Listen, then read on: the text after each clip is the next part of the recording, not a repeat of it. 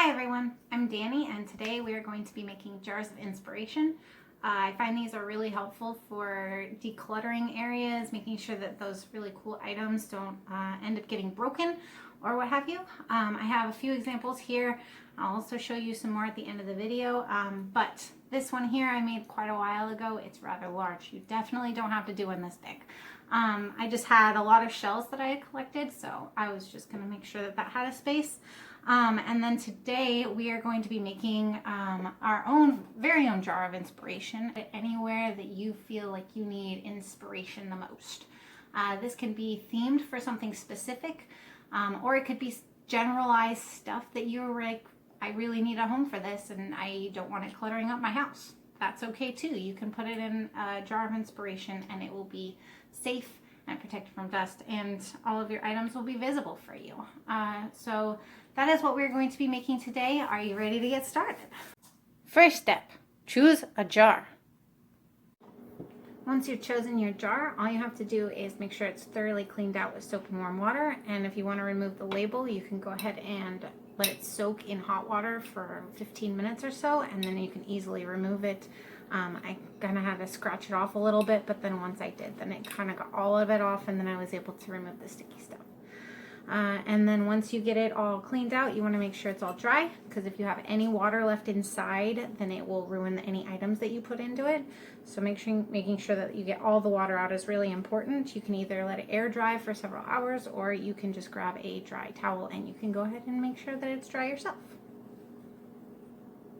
The next step is to just collect all of your awesome items. Anything that looks really cool, anything that pertains to a hobby that you enjoy, anything that might give some insight as to your topic of conversation. If your jar of inspiration has a topic, then you can go ahead and choose something based off of that.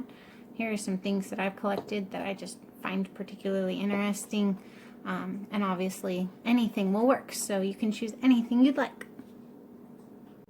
So as you're putting together your jar of inspiration, if you have any larger items, they can go kind of towards the center, whereas smaller items can go around the outside. And you want to just take a second to just look at your items and see what kind of image of your item looks coolest to you. Like which side of things are more intriguing? Is there a detail that you like more? Are items heavier than other items? Do you want to make sure you put those heavier items on the bottom? Whereas if you have very light items or semi-breakable items, you might want to save those for the top so they don't get squished. But you're just gonna stack and arrange your cool, interesting items in your jar however you see fit.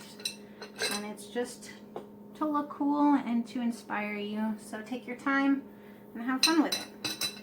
If you find yourself getting frustrated, you can take a break, because you're gonna enjoy the outcome and the process a lot more if you do so. That time will be worth it.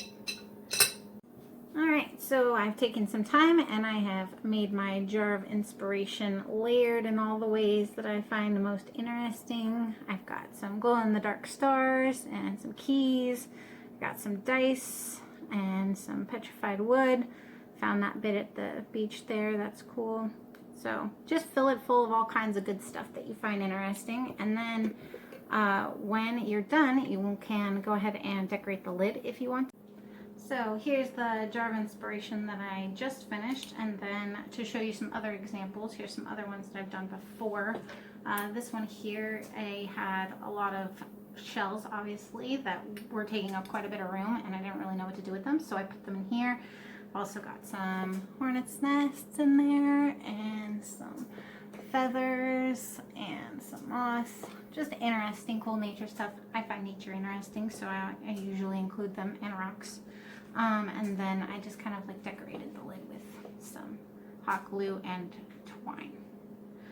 And then another thing you can do is this one here is just made out of half of a plastic 2-liter.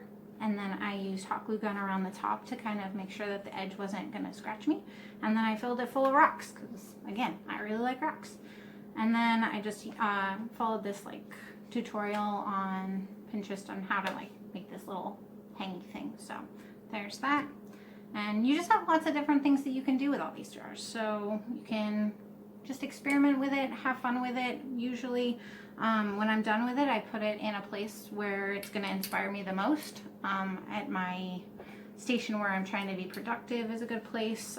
Anywhere that it's going to be seen. Just take pride in what you did. And if there's a way to share what you've created, then I would be really interested in seeing it. And I hope you had fun.